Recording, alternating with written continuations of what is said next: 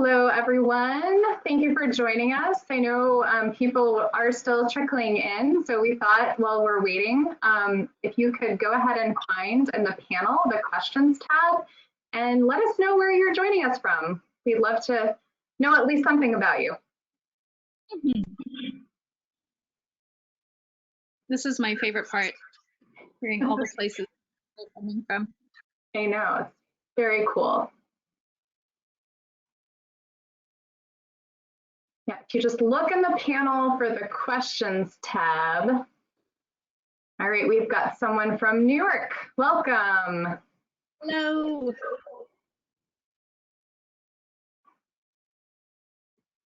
Sydney, Australia, bright and early at 5:30 a.m. I love it. Oh my gosh, Helen. Would that be Helen? I thought about that for a second, but I don't think it is. We've got Boston. Oh, great.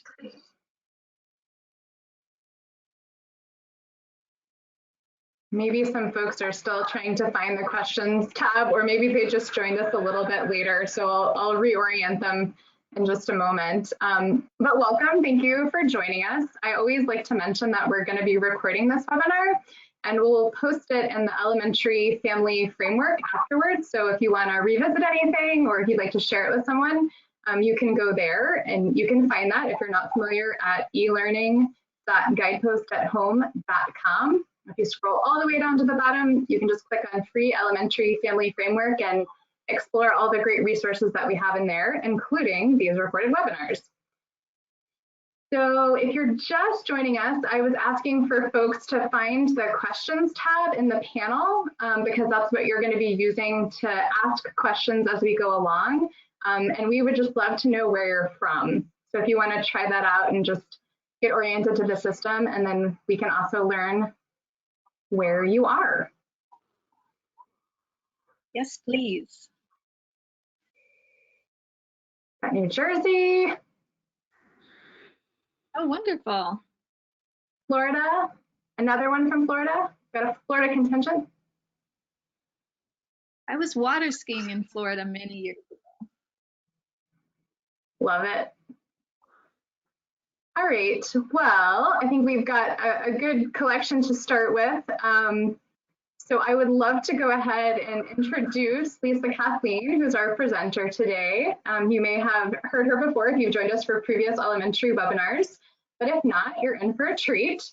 Lisa is an AMI-trained Montessori elementary guide, a parenting coach, and a parent educator. She has over 2 decades of experience working with hundreds of families, maybe thousands by now. She's also a Montessori mother, which I will get to hear about soon, I expect. And within Higher Ground and Guidepost Montessori, where we both work, she's a member of the Prepared Montessorian training team. So she's passionate about Montessori and passionate about parenting. And she's going to share both with us today on our exciting topic, calling a truce with tech. So I'm going to turn it over to Lisa, but I'll stick around because we have some poll questions coming up in just a bit. Great. Thank you, Kelly. Hello, everybody. I'm so excited to be here with all of you today. As Kelly mentioned, I'm a member of the Prepared Montessorian teacher training team here at Guidepost. I'm also the parent of a 14-year-old, and that's her. I'll show you her in the picture right here. When she was about 8, so the age that this webinar is focused on. I'm a trained Montessori guide for 6 to 12-year-olds with many years of classroom experience in both lower elementary, which is 6 to 9-year-olds, and upper elementary, which is about 9 through 12-year-olds. So I've spent a good portion of my adult life surrounded by elementary-aged children. For 10 years, I also ran my own business as a full-time parenting coach and parent educator. I read my very first book about Montessori when I was just 15, and my first book about parenting that same year because I knew that I wanted to be a teacher, and I thought that the skills that parents needed and the skills that teachers needed were probably quite similar. So I am a huge parenting and education nerd, and I'm super excited to be part of this network and this organization. In normal times, I spend a big portion of my time filming videos of myself giving the Montessori lessons for 6 to 12-year-olds for our elementary teacher training program. So you might actually see some of those lessons if you choose to subscribe to our series of lessons in the elementary album. We are, of course, in a very challenging time right now as a culture. And we are very well aware that tech has become a daily battle in lots of homes. There are lots of useful things that children can do with tech, of course, but it can be a really slippery slope. And it can be really hard to know how to support children of this age, particularly, to develop a healthy relationship with tech. They're very independent and able to use the tech, but they may not yet have the skills to monitor themselves and decide the best use of tech. So I want to start by saying that as an organization, we are very positive towards technology. We were able to move all of our courses and programs online within about a week. And that took a huge effort of moving our entire organization forward in a particular direction. And the innovation that that required was pretty astounding. And because we're very positive towards tech, I think that we have been able to be extremely effective in our classrooms with our students, helping guide them with technology and through technology. So even though we're very positive towards tech, I will say that if you had told me 10 years ago that you could do Montessori school for 6 to 12-year-olds online, I would have been extremely skeptical. But we're doing it now, and we're doing it well. And the technology is really working for us and working for the students, which is the most important thing. And I'm really excited to share this perspective on tech that I think will be really supportive for your family at home as well. So I'm going to turn this back over to Kelly for a moment to do some poll questions, because I always really like to know some things about the people that are here with us so that I can target the information that I'm sharing a little more particularly. So in a couple minutes, I'll ask Kelly to give a brief overview of the information, but if you can go ahead with the poll, Kelly, that would be great. Yep, let's do it. So first question is, what age is the child who brought you to this webinar? So just go ahead and let us know. We're expecting many of you will be between 6 and 12 because this is an elementary webinar, but it may not apply to you if you came for other reasons. Mm-hmm. So as you're responding to the poll question, I want to just draw your attention to, so first, as you're finishing the poll, go ahead and finish that up. But once you're done, if you could please make a note in the chat or in the questions tab, what you're hoping to get out of the webinar today. I want to make sure that I'm targeting during the webinar and certainly after the webinar some of your very specific questions. So what are you hoping to get out of the webinar today? So once you've finished the poll questions, go ahead and put that in the chat. I can go ahead. Yeah, I can go ahead and share what we have so far. It's shifting, so I always say that as a caveat in case it doesn't add up to 100 and you're wondering about my math skills. But we have 20% that say 5 years old, 40% that are 6 to 7, and 40% 8 to 10. And 6% 11 to 12. Yeah. So I'll go ahead and pull up the next one, which is, what is your child's typical schooling situation? We know that might vary right now. Mm-hmm. Now, as we finish up the poll and start to put your comments and questions in the chat, please know that any questions that we don't get to, I would love to respond to in the next few days on our family framework in the elementary chat. So you can go ahead and post them there, and then you can just tag me and tag Callie as well, and the two of us will take a look at your question and make sure that they get answered.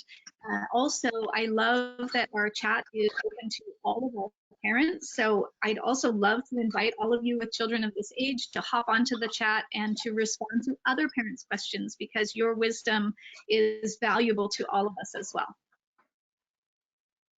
How are we doing here? I'll go ahead and share out what we have so far. It looks like roughly 20% are homeschooling. Almost half are at a Montessori school, and the remaining roughly third-ish are in another situation. Okay, great. Thank you. And we've got one more. Are you ready to launch that one?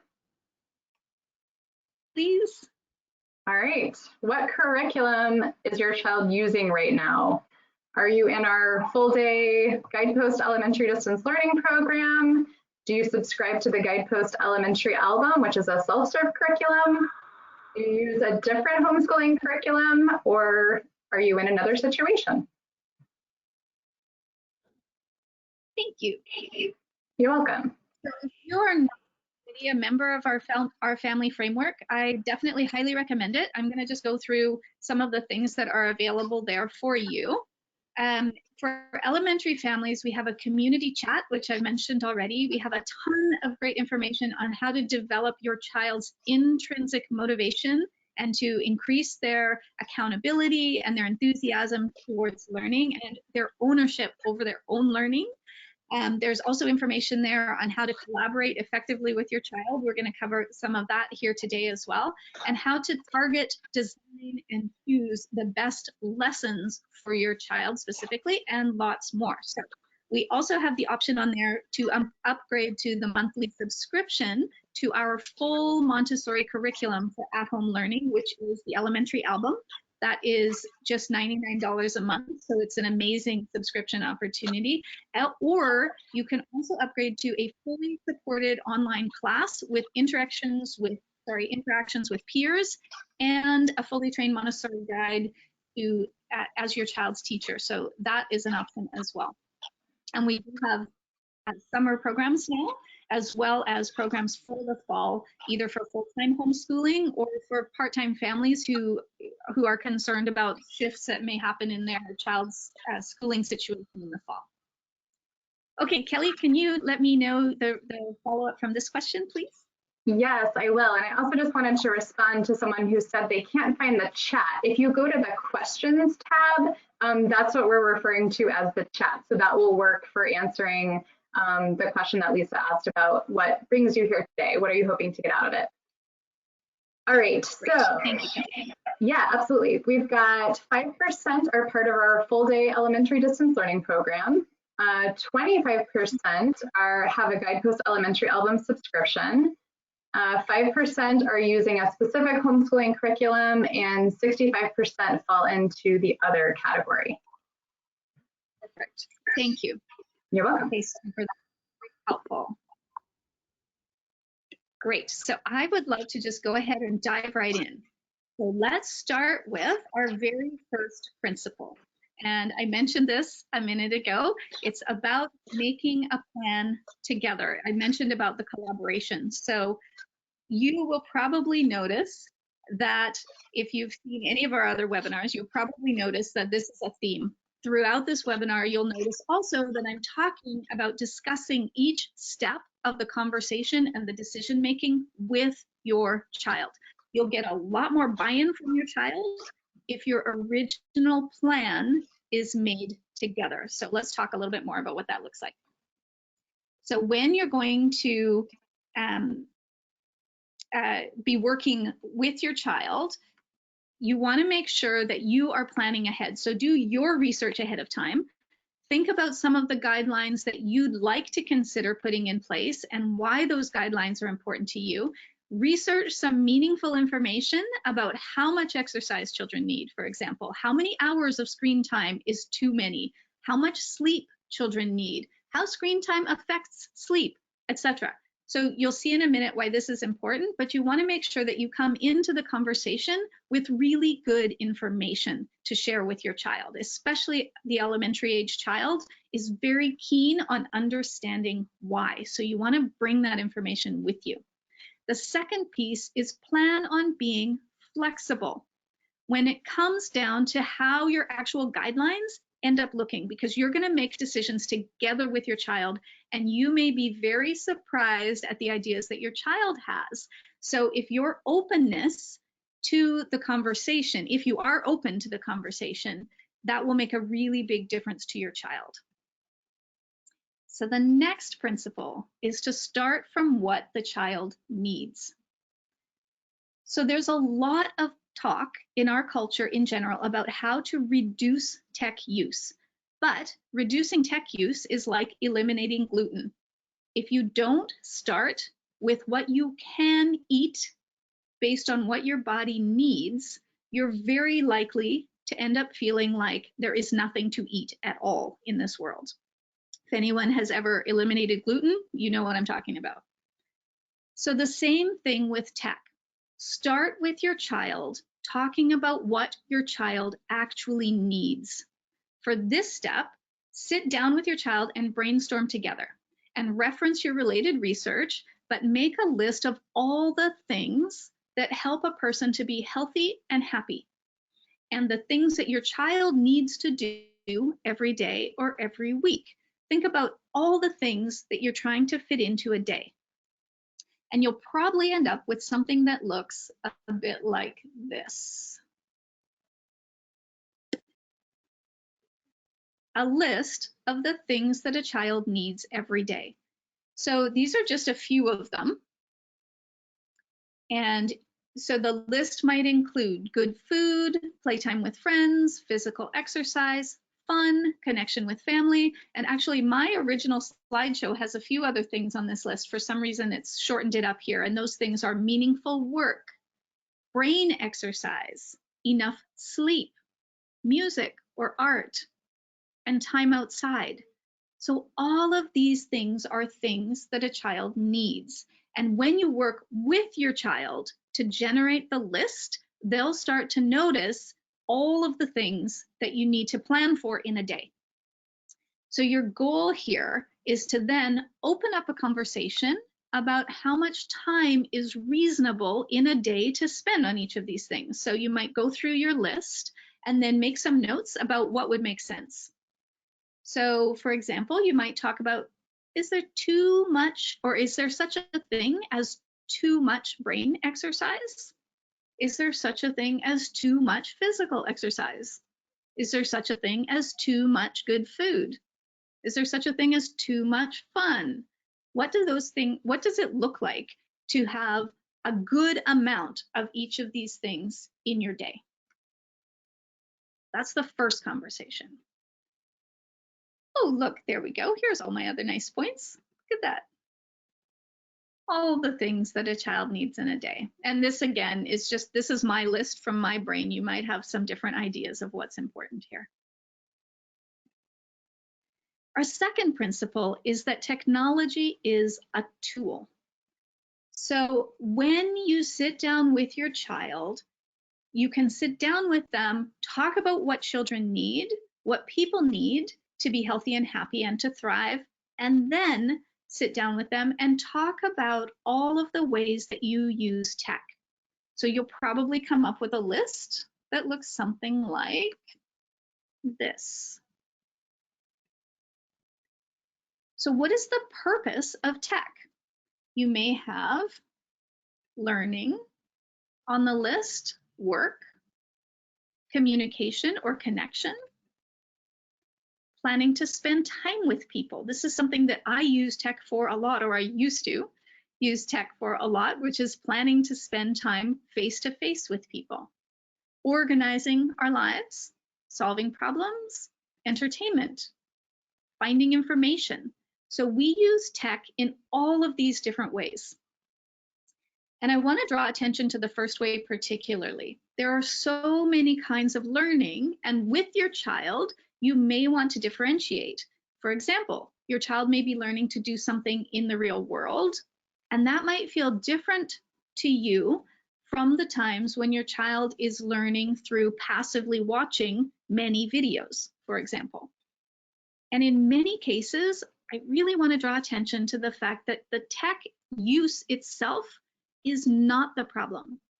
Very often, the problem is that the use of tech by the child is heavily weighted in one particular direction towards one particular purpose. And often the purpose is entertainment. So maybe it's games or funny YouTube videos or TV or movies, whatever it is. And we'll talk about social media in a bit as well. So the point here with this part of the conversation is really to help your child see and think about the different ways that we use tech, and for you to think it through yourself.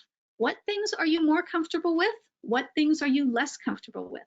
And is it a quality problem or a quantity problem with each of these different activities? So now you've opened up two conversations: what the child needs and how we use tech.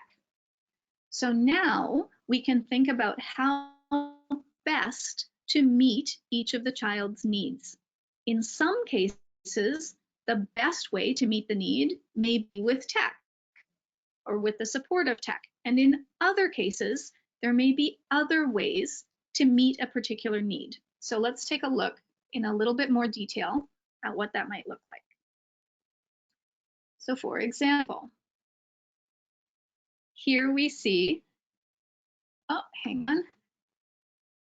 You might ask the question, is the best way for your child to get physical exercise by doing dance classes online, or is the best way for your child to play outside?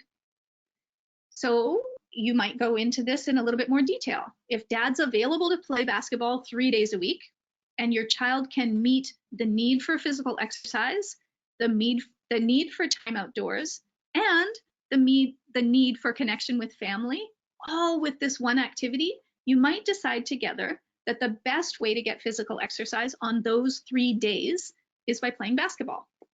Well, the best way to get physical exercise on the other 4 days may be doing dance classes online or playing Wii or something else that helps them get physical exercise on the days when mom or dad are both working.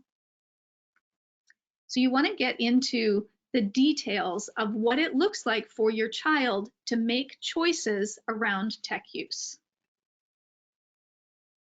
Another example. Let's say your child is begging you for social media. You can talk it through with them. Is the best way for your child to connect with friends to spend hours daily scrolling through social media? Or is the best way for them to invite a friend over or to have FaceTime or Skype with a friend? So when you start to think about it in this way, you can see how it's important to collaborate as you problem solve. So your final plan to manage tech use, for example, might include an obligation on your part to drive your child to see a friend 2 or 3 times a week. And your child's commitment to keep social media use to 10 minutes per day, for example, or to stop asking for a social media account. Basically, ask me again when you're 13 and we'll revisit that issue. So you can make that part of your conversation with the child.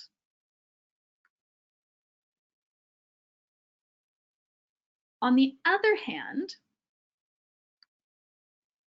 the best way for your child to engage with grandma and grandpa or a favorite cousin may be a regular Skype call, or it may well be through a family Facebook account, for example. So here's where you figure out what's the best way for us to achieve the goals that you have in the family life. One more example here. Is the best way for your child to meet their need for entertainment to watch TV or play video games for a couple of hours a day? Or is the best way for them to read a book, sometimes play a board game, do a puzzle, play or practice for a sport, or watch a movie with the whole family at the end of the week? So again, you're thinking about what's the best way for your child to meet each of these different needs. Work together with your child to explore first the different kinds of entertainment, and then to help them consciously choose how they'll spend their time. And that's the goal with this whole conversation, is to help your child get in the driver's seat and start to consciously choose how they're going to spend their time. And that's the overview of the concept. When you start by thinking of all the things that a child needs to be healthy, you plan for that, and then you figure out where and how tech fits in. You might also want to spend some time focusing on the quality of the tech. So once you've talked through all of the reasons why you use tech, and then how you can help best use tech to help meet the needs, think about some of the quality. Let's see. So to evaluate media quality, there are 4 things that you can kind of take a look at. The first is to consider the source. Where is this media coming from? Is it from a trusted children's media source with educational experts and developmental psychologists who check everything out before it's shared? Great. So for example, National Geographic, they're likely to have the whole gambit of support in producing the information for children of a certain age range. Or maybe it's a YouTube channel with a regular person that has a specialized skill and that you've watched together with your child several times. So just make sure you trust the source. Where is that media coming from? The second piece is to think about the intended audience. So first off, there's the intended age. You want to take that into account. And that's pretty easy for TV shows or games that might have a rating, right? But what if it doesn't have a rating? How can you think about who the information is aimed at? So I recommend that you start by thinking about what the content appears to assume about its audience. Does it talk down to children? Or does it appeal to their intelligence? Does it seem to presume that children are bright and curious? Or does it seem to presume that they're only capable of appreciating mindless junk? Is the humor clever, or is it just crude and silly? Does it feature beautiful images? Does it feature strong storytelling? Think about what the media itself and the content seems to assume about who's watching it. The next thing is the purpose. What's the really specific purpose that this content serves? Is your child learning new information? Are they solving a puzzle, developing a skill? Are they building critical or spatial thinking?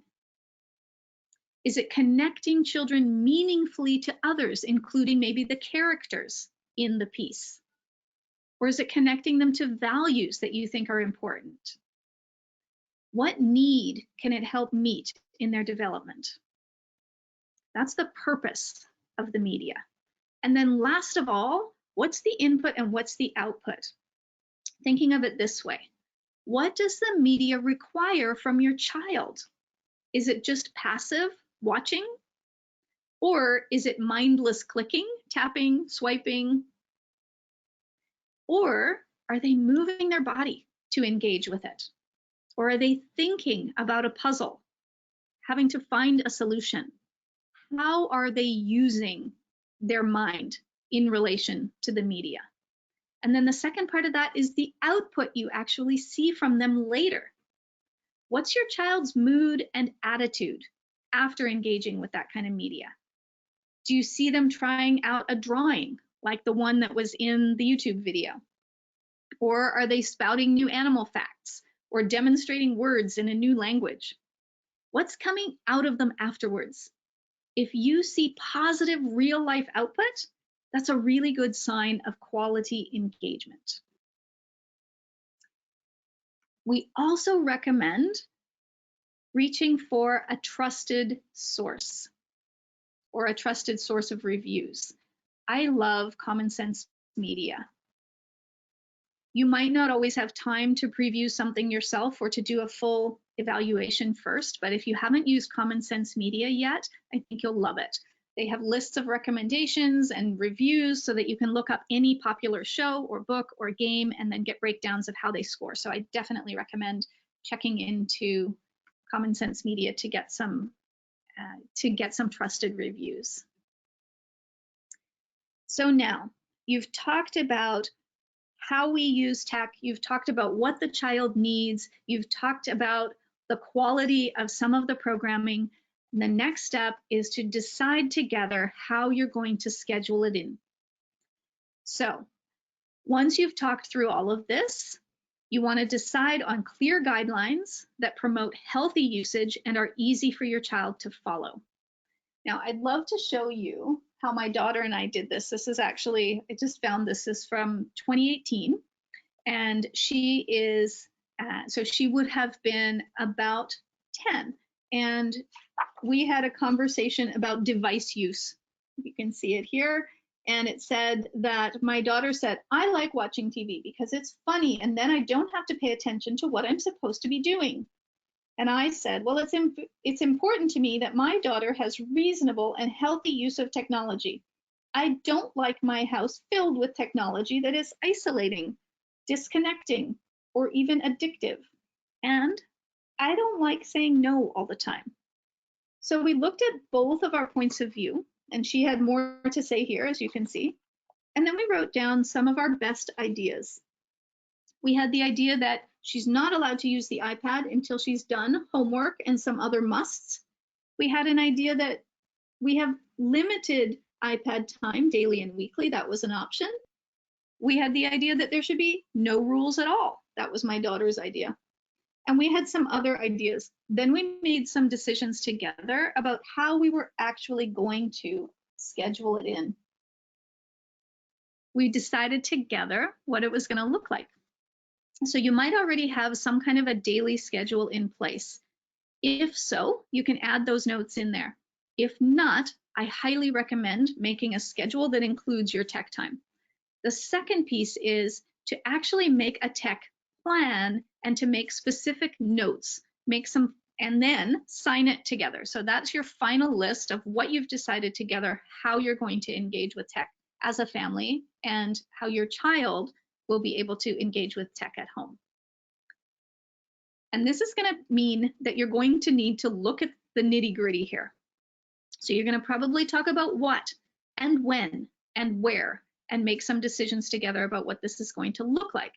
We recommend devices with parental controls or child-safe settings, and we recommend having a specific device that is used for specific purposes. We also recommend having approved apps and websites. So you're going to whitelist things versus blacklisting. So instead of starting with the entire internet and then limiting certain things, you can go the other way. You can say the sites that are available on this through here are these 3 tagged sites. Those are the ones that are available. So we definitely recommend that you think about creating the whitelist, what is allowed and permitted. And again, that's the same conversation we started with at the beginning. What can we do versus let's just limit. And then the second piece is think about when you're going to use tech. You probably want to avoid snack and meal times, and your research has probably shown that using tech around snack and meal times can develop a negative or can make a person develop a negative relationship with food, can increase the possibility of sorry, excuse me, I've forgotten the term, but of a any kind of a either a weight problem or, on the other hand, an eating disorder, excuse me. So the second thing is that you want to turn off tech at least an hour before bedtime. And again, you know from your research that if you don't turn tech off about an hour before bedtime, you're unlikely to sleep as well as if you do. The third thing is to really take advantage of natural transitions. What I mean by that is consider when is the natural time and an easy time to turn off tech. It can be really hard to disengage from tech, to go and do something that you don't really want to do. So instead, take advantage of natural transitions. Set up tech time right before lunch, for example, or right before outdoor time, for example, or right before family games, where you're all shifting to something different. So it's a lot easier to turn off tech in those times. The other thing about taking advantage of natural transitions is when you're making decisions about how your child is engaging with tech, whenever possible, rather than focus on an amount of time, focus on one cycle of that tech use. So for example, one game played till the end, or play that game to the next level, or watch one show, for example. So that way you're taking advantage of natural transitions and you're making it a lot easier to turn the tech off at that time. Last of all, consider where you want your child to engage with tech. Avoid bedrooms and keep screens in a central space.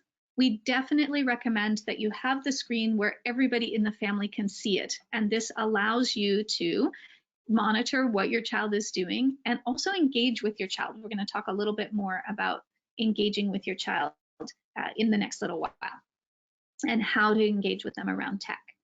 But we definitely recommend, once you've gone through the nitty gritty, once you've talked about the big picture, that you write those things down. And you saw that here in my book with my daughter and I. We wrote it all down and then we decided together how it was going to be and what steps we were going to take. Once you've written it down, have your child sign it and you sign it yourself. And do remember to go back and review it regularly. For the first several days, I recommend that you review it every day so that everybody remembers what the guidelines are. And then once you get used to it, go back again in a week or maybe 10 days and take a look. Is it working? Or do you need to tweak further? Do you need to make some different decisions about certain parts of it? And remember, this is the same as any collaborative plan that you put in place. Now let's go through just a few quick tips to add. First off, all things in moderation. This is for you and for your child, of course. If your child seems to be leaning towards choosing a tech solution to meet all of his or her needs, then you might want to talk to him about having a tech diet. Think of lots of veggies and one cookie. So you can describe this to your child as brain food and junk food. Food that doesn't help your brain. And you want to make sure that you always have enough brain food. So you start with all of the things that nurture your body. The second thing is to think about how you can eliminate begging. Of course, we've probably all heard the begging, whether it's one more level or one more episode or one more hour, whatever that form takes. One key thing here is to make sure that you make technology a neutral part of the day, not use technology as a reward and not use anything else as a punishment. For example, as soon as you say no iPad unless it starts to become more desirable to have the iPad and that much more enticing. So as much as possible, set your time and stick with it. Don't use it as a reward and don't take it away as a punishment. Instead, just check into what your guidelines are and follow those consistently. Game time's over, it's time for dinner now. The more that you're really, really consistent, the more that your child will get into that routine, and the sooner it will just become a routine and be easier for everybody. So point back to your plan, remind your child that everyone's agreed on this, and stay consistent. The next piece to this is for you to model healthy habits. Don't disappear into the screen yourself, and make commitments and keep them. It's very likely that whatever complaints that you have about your child's use of tech, your child may also have similar complaints about your use of tech. So we recommend that you make sure that when you make a decision together with your child, you confirm that, or that you include pieces there that limit or that either limit your use of tech to certain times, or that you also need to be accountable to. The other thing that's super helpful with this first point of not disappearing into the screen is to let your child know what you're doing on the screen. So if you say, for example, I'm just texting grandma to see what time she's expecting us. Or I'm just finishing up my presentation. Then you're showing your child specific, purposeful use of tech. And your child experiences that very differently than if you just disappear into the screen or say, I'm busy, not now. So you want to make sure that you're explaining what you're doing so that they can also model purposeful use of tech. We also recommend that you take some time as a family to unplug and just see what happens. You can make some specific tech-free time and then spend that time without tech and see what kind of connection happens, and then make sure that you're following up with your family to discuss what happened, what it looked like. Did you enjoy it? How did it work for all of you? Last of all, we recommend that you engage with your child around their experiences with media. So talk about the stories, talk about the games, talk about the social media, talk about whatever the content is that your child is experiencing.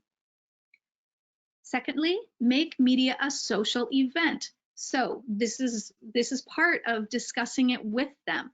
So do it together. Watch or play too. It can be very tempting to be in that place of, you know, I'm not really into video games, so I'm not going to play video games. But we recommend that you sit down with your child and see what they're doing by playing with them and participating with them, at least some of the time. And last of all, this is a safety point, stay nearby, keep those screens in a public area as much as possible, and certainly with the youngest children, be vigilant about autoplay features, be vigilant about ads that might be popping up, know who your child is engaging with and how they're engaging with them, and then teach the tech safety and online privacy guidelines early and then stick with them. That's the overview, and those are some of our recommendations. I would love to hear your questions. And I'd love to open it up to also hear from you how it's going in your home right now and how it's working for your family with tech. Great, thanks, Lisa. My pleasure. We've got a couple of questions that have already rolled in. Great. Question number one is, after we have agreed on a schedule, for example, only weekends for 1 hour of video games, is it a problem to hide the tablet during the weekdays? As I noticed that if he doesn't see the tablet, he doesn't ask for it. I do not think it's a problem. I don't think it's a problem to hide your own phone during certain times either. You know, media use can be addictive, and depending on your personality, your child's personality, it's kind of one of those situations of know yourself. Know yourself, know your child, and know what works best for them. So if it works best to hide it, hide it. Sounds good. Next question, how do I channel a love of video games? That's a good question. So I would say instead to channel the love of your child, because your goal here is to open up an opportunity to connect with your child in a new way. So why does your child love video games? So you're going to understand your child better if you can understand this about your child. So I would play with them to see what they love about it and ask them, what do you love about this game? Why do you enjoy? And assuming that it's a waste of their time or that there's no good reason for it, start the conversation and open the conversation so that you can understand them better. I hope that's helpful. This would be a tough one for me too. I feel very lucky that I've never had to develop that love for video games. Sure. Marjorie has a great question. She says, I'm sure many parents can relate to this. During vacation time, we are more relaxed, but now that we are all home, it feels like we are still on vacation. Do you have any recommendations to pull things back? To pull things away from kind of how it's been, to create some kind of a schedule and a little bit more of a routine is what I'm hearing. Yeah, Yes. I think to clarify, she said we're more relaxed on restrictions during vacation time. Okay, thank you. Yeah. So yeah, absolutely. And I think the thing to do is to really differentiate. And so it's worth sitting down with your child and saying, hey, so when this started, we thought it would maybe be a week, maybe be 2 weeks. And so we've been pretty relaxed, but it's not 2 weeks. It's looking like it's going to be this much more time.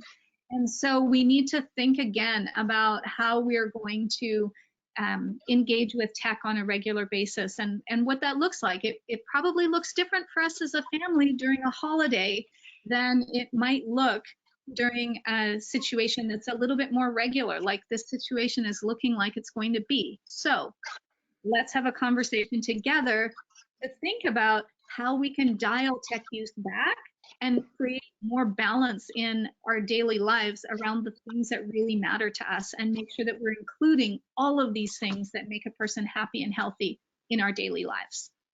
So I would start with that conversation, lay it on the table, and then sit down and have that collaborative conversation with your child to follow up. I love this. We've got some feedback from the audience that are chiming in for other people's questions, so I think I'll share. Yeah, so someone said, to answer the question about channeling the love of video games, my child enjoys making the characters out of soft clay and building the game from cardboard. I thought that was a great suggestion. And another one was, for the love of video games, someone suggested trying programming like Scratch. I know that in some of our classrooms that's being used, and actually as part of the Guidepost Elementary album, one of our student community events involves doing a little bit of programming using Scratch, because it's pretty simple for kids to pick up. This is interesting because the people who are responding here, and thank you all for responding, have answered a different question than the question I answered, right? And I really appreciate that. So I just want to say that this is exactly why we have a community. And so thank you all for chiming in. Kelly, do you have anything to add, or are there any more comments? Yeah, we've got some more questions. I'll jump to them just so that we can get in as many as we can. So Sean says, I am constantly saying no to my son all day, who seems absolutely addicted to media, although I still limit it. I find myself sometimes ignoring the question, how do I keep myself sane? I think the most important thing is to write down the decisions that you make together with your child and post it somewhere. So in this kind of situation where you're going to have repeated questions, the best answer can just be, read the sign, read our schedule. It's right over there. So you can point to it and make it external. So it's something that you decided together. You've come to this conclusion, and here it is. Giselle has a question. Sorry, go ahead. Let me add one more thing here, is that you really want to make sure, and this was the comment that we first, or the principle that we first talked about, which is think about what's positive, like what does your child need? So the redirection is not simply none of that. The redirection is, here's what you can do instead. So you want to make sure, especially early on, that you have a long list of interesting things for your child to do instead, and that you've created that list also together with your child. Yeah, that's great. Next question is, do I need to monitor my child's screen time, or can I just trust, like, after we've established these agreements? You need to monitor it, I would say, especially as you're getting started, and that can be part of your agreement. So your agreement might be, mom comes in after 20 minutes and issues a reminder that it's just about time to finish, right? Or that your child comes to let you know and hands you the iPad after the game is done, that one level of the game is finished. So, it's hard for children to stick with these agreements. It's going to be hard for you as parents to stick with your part of the agreement, most likely. Yeah. So many of us as adults get stuck on Facebook or get stuck on YouTube. or get stuck watching our favorite Netflix series. You know, I mean, binging is a thing and it's not necessarily intentional. So just be aware that this is hard for them and ask them, how can I support you to stick to these agreements that we're making here? And ask them to help you stick to your part of the agreement as well. This question, oh, sorry, go ahead, Lisa, I keep interrupting. Not at all, actually. I just wanted to make sure that you're adding your thoughts in as well if you have any thoughts on any of these questions, because I know you always have such valuable thoughts. Thank you. I will. I want to make sure to get through these because we have so many good ones. So Giselle asks what I think is a related question because her work involves being on email all the time. So she says, I work in logistics and have to stay on top of my email constantly. So my 8-year-old daughter sees me on the phone a lot, but I am working, not playing. I do explain to her that mom uses her phone to work, but she seems to want to model my use of tech. How can I resolve that? Oh, that's a really good question. Yeah. So I would be really clear about exactly what you're doing as much as possible on the phone. So she does not have that same purpose. So if she's modeling your use of tech, but she doesn't have the same purpose, then it will be clear that what she's doing is different from what you're doing. And so I would be really specific each and every time you check your phone, and I would give yourself a time limit whenever possible. So for example, maybe you set your alarm for every 10 minutes. So you're saying you need to constantly monitor your phone. What does that actually break down to for you?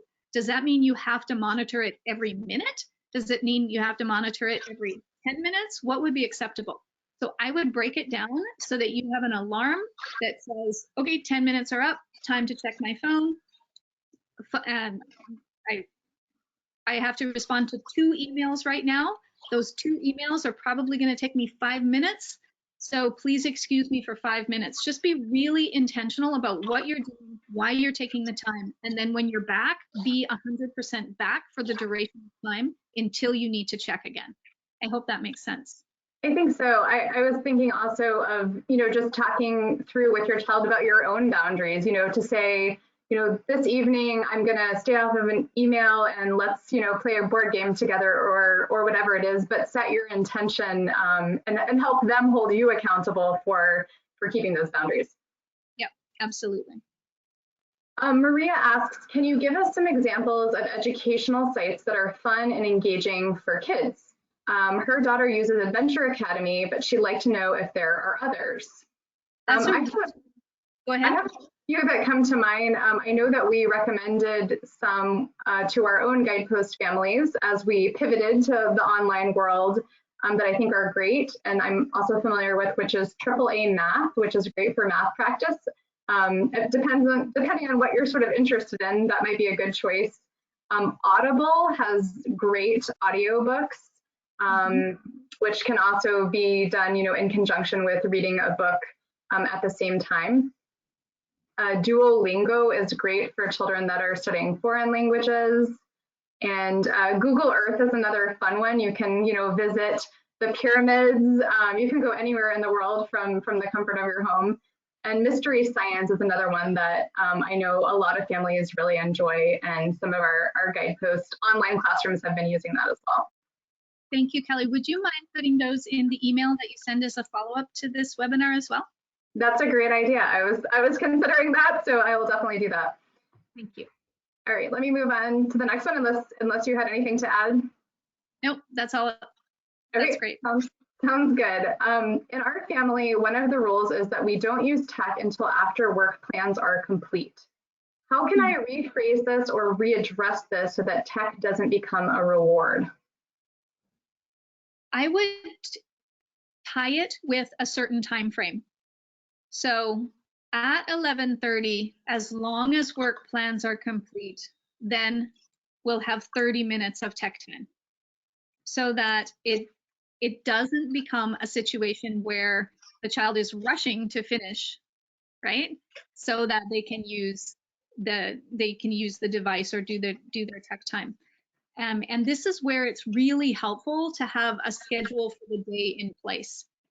You also want to make sure, now here's the thing, if this is happening every day, that work plans are not complete, and you feel like it's becoming a punishment, that taking it away is becoming a punishment, that's a problem too. So you want to really be very clear about how you present it. And it sounds like that's what you're trying to do, trying to figure out, like, what is the language that you use here? And the language is about, we need to keep our day balanced, and we need to make sure that all of these different pieces get taken care of. So let's make sure that we take care of this, and we take care of this, and we take care of this. And the way to do that is to balance out our day.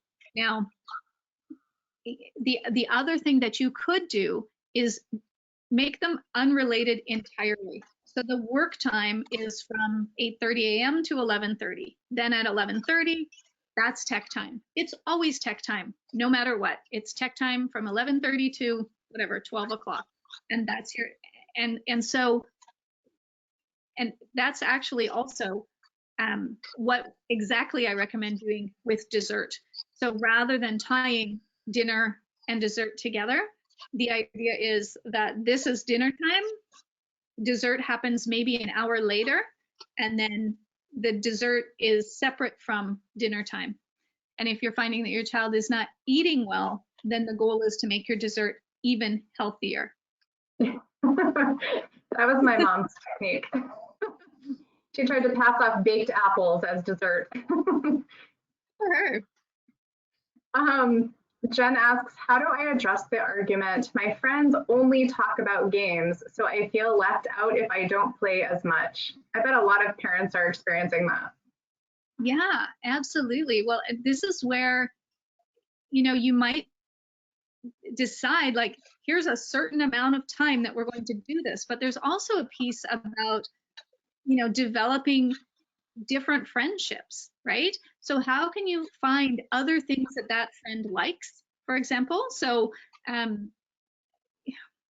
it's a tough question, and so it's part to do with developing other kinds of activities that the child enjoys doing with that friend, and really building those up together. So if you take the children to the zoo together, then they have something to talk about, which is the zoo trip they did together.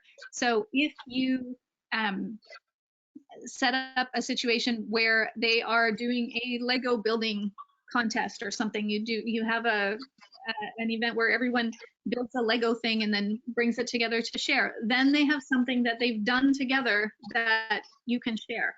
So I definitely recommend looking for other families that share your values around tech, and helping your children to develop different kinds of relationships as well. And knowing that different friends are going to talk about different things, are going to have different preferences and different favorite things to do. Definitely. Kelly, do you have anything to add? No, I think you did a very thorough job. I've got nothing right now. I think we have time for probably one more question, so I'll sneak it in. It says, Giselle asks, in this time of COVID, my daughter is using FaceTime to talk and see her friends. The other day, she spent almost 2 hours playing dolls via FaceTime. Would that be considered a good use of tech in these times? I would say definitely. And this also, you know, it's really important to realize that between the ages of 5 and 12, particularly, children are developing themselves as social creatures. So playtime and interaction with other children isn't, in my mind, optional. It's a necessity for these kids. They need it. And so if your child can effectively play through FaceTime, that is awesome. So I would say that is great use of time. And, you know, again, you said 2 hours, right? So in the scheme of the whole day, is that acceptable? Maybe that's okay on a weekend. Maybe it's too long on a weekday. Maybe on a weekday, the maximum is 45 minutes or half an hour. So those are the conversations that you want to have in that decision-making process with your child. I feel like that community and connection is also a little bit different. Like, it's not a passive experience, you know, even if it's imaginative play and isn't aligned with work in the same way that we think about it, it's as you said, it's so important developmentally that I would prioritize that, but maybe put some boundaries around it, like on the weekend, as you suggested. Absolutely. Well, thank you. Oh, go ahead, Lisa. We keep overlapping today. I just want to say thank you to everyone for joining us. I always really enjoy these, and I hope that you have enjoyed them too. Thank you. And thank you, everyone, for being here with us. See you next week. See you next week. Bye-bye. Bye.